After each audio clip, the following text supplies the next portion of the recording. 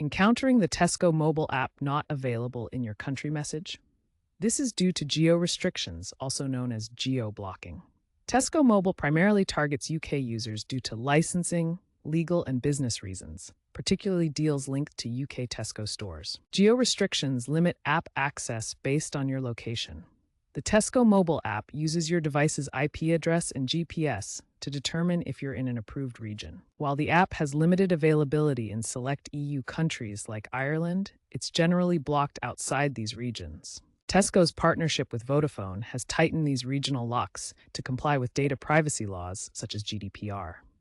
Official Tesco support acknowledges this issue but doesn't offer a global solution, directing users to local alternatives. This restriction protects UK exclusive deals and prevents unauthorized use. If you need to access the Tesco mobile app from outside the UK, there are some workarounds, but be aware these may violate the app's terms of service.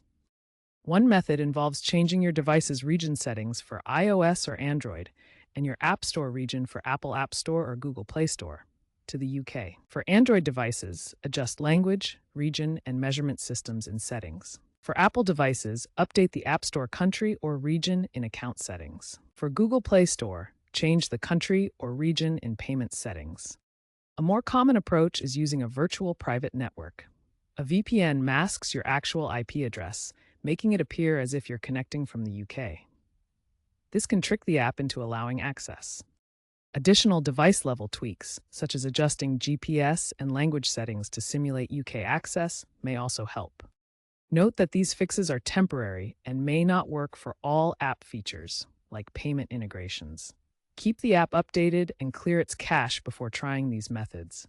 While VPNs can be effective, they come with risks, including potential data leaks and app bans.